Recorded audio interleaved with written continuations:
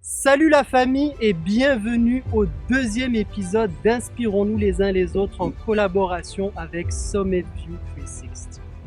L'objectif de ces capsules vidéo est de t'inspirer toi qui es derrière ton écran. Mais pas seulement de t'inspirer, mais également de te donner des outils concrets pour que tu puisses passer à l'action. Parce que c'est dans l'action que le bonheur se trouve. L'invité d'aujourd'hui est une personne que j'admire énormément, autant humainement parlant que par ses accomplissements extraordinaires. C'est la première femme à avoir atteint le toit du Canada, le mont Logan, en solo et en solitaire. La première Canadienne à avoir gravi la 5e plus haute montagne du monde. Alors joignez-vous à moi pour accueillir la femme qui murmurait aux montagnes. La femme dont la vie est d'autant plus inspirante parce que la vie n'a pas été facile avec elle et qu'elle a subi de la violence physique et morale. J'ai l'honneur d'accueillir aujourd'hui la seule et l'unique Monique Richard. On va avancer un petit peu plus dans ta vie, Monique, si tu le permets. Tu as eu, comme on pourrait dire, une révélation. D'ailleurs, nous avons dans le groupe Allons Hiker 2 personnes qui nous partagent régulièrement leurs photos du chemin, de leur chemin de Compostelle. Donc, je passe le salut à Geneviève Roy et à Jean-Paul Brodu. Parlons un petit peu de ton chemin de Compostelle à toi et comment ça a pu changer ta vie. En fait, j'avais un bistrot avec mon conjoint de l'époque. Je l'ai eu pendant 2 ans. Puis, j'étais pas heureuse.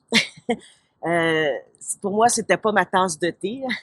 Puis, je voyais une thérapeute qui m'aidait à travers les problèmes que je rencontrais, surtout avec les employés. Puis, du fait que j'avais beaucoup voyagé avant, ça me manquait énormément. Puis là, je me disais que ça me manque. La simplicité, l'authenticité, puis le fait aussi d'être plus libre. Puis, à un moment donné, la thérapeute, elle me dit, je t'écoute, là, elle m'a dit, Compostelle, est-ce que ça te dit quelque chose? Puis là, je lui ai dit, ben, c'est exactement ça. C'est ça qu'il faut. Fait que j'ai vendu le bistrot, puis je suis partie 2 mois seule. Encore là, c'est quand même courageux, là. Oui, pour aller marcher 1600 kilomètres, je suis partie du Puy-en-Velay, en France. Puis, je savais pas trop dans quoi je m'embarquais. J'avais aucune expérience en randonnée. Je suis partie vraiment mal équipée. Un sac trop lourd, des chaussures pas adéquates. Puis, bon, je me suis adaptée en chemin parce qu'il n'était pas question que j'abandonne. Puis, j'ai changé mes chaussures, j'ai allégé mon sac. Puis, finalement, je me suis rendue à Compostelle. Mais c'est drôle parce que j'en parlais hier avec un de mes amis. J'ai dit, c'est drôle parce que quand je suis arrivée à Compostelle, là, j'ai ressenti une grande tristesse. Parce que on se rend compte que c'est pas le but qui compte, c'est vraiment le chemin. C'est les rencontres que j'ai fait. C'est tous les moments d'une simplicité, puis d'une authenticité, les échanges que j'ai eus. Fait que quand je suis arrivée à Compostelle, là, je me rendais compte que c'était terminé, tout ça. Mm-hmm. Puis c'est ça que ça m'a appris énormément, c'est vraiment de profiter le moment qu'on échange avec les gens. Mais aussi qu'est-ce que ça m'a apporté aussi, c'est de m'adapter, de pas hésiter à m'adapter. Par la suite, dans mes ascensions, j'ai dû souvent changer de stratégie, de trouver un plan B. Puis Compostelle, c'est exactement ça. Puis c'est de se munir aussi de l'essentiel. Comme mon sac était vraiment trop lourd, puis bon, finalement, tu penses juste à ça, à ton sac, puis tu vis pas le moment présent. Puis, par la suite, après Compostelle, bien là, c'est sûr que là, j'avais plus de job, hein.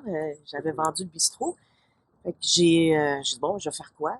J'aime ça, marcher puis être dehors. Puis là, j'ai dit, ben tiens, Post Canada, je vais être factrice. Fait que j'ai continué ma marche dans les rues de Montréal. Je suis encore, ça fait 12 ans. Tu nous as parlé de ce qui a déclenché ton chemin de Compostelle.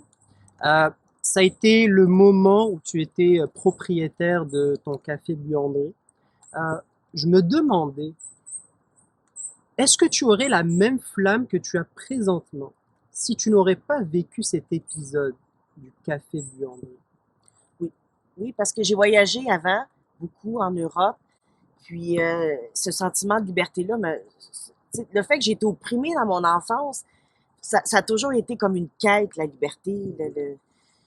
Puis, oui, déjà, j'étais très habitée, mais je l'exprimais plus à travers mes voyages. Des voyages sac à dos, un peu plus bohème aussi. En fait, la thérapeute, je lui exprimais que je voulais revenir aux sources, que la simplicité me manquait parce que j'avais déjà goûté dans mes voyages. Et elle, en fait, elle me ramener.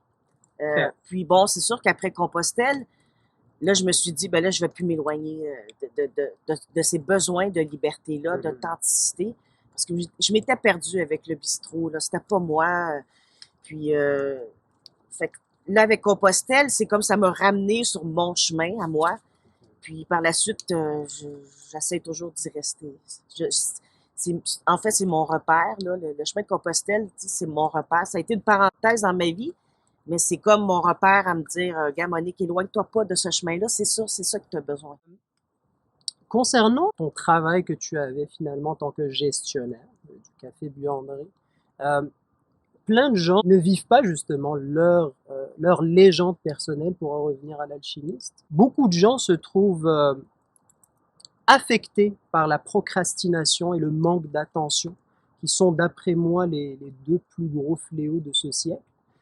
Comment arrives-tu à gérer ces deux choses-là dans ta préparation de tes projets? Moi, je m'inspire beaucoup d'art, de littérature, de poésie. Puis moi, ça m'aide énormément à me ramener à mes valeurs que j'affectionne énormément, qui sont la liberté. Mais on a tout sur la terre pour justement s'élever.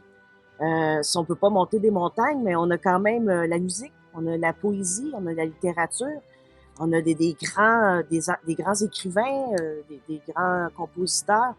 Puis je crois que des fois, c'est dommage, mais le monde, ils vont pas s'en nourrir, alors que c'est là. C'est tellement facile d'accès avec Internet maintenant. Fait que moi, ça m'aide énormément de prendre un livre de poésie, puis de lire, puis ça nourrit l'âme d'être au sommet d'une montagne des Adirondacks, puis d'écouter une belle musique.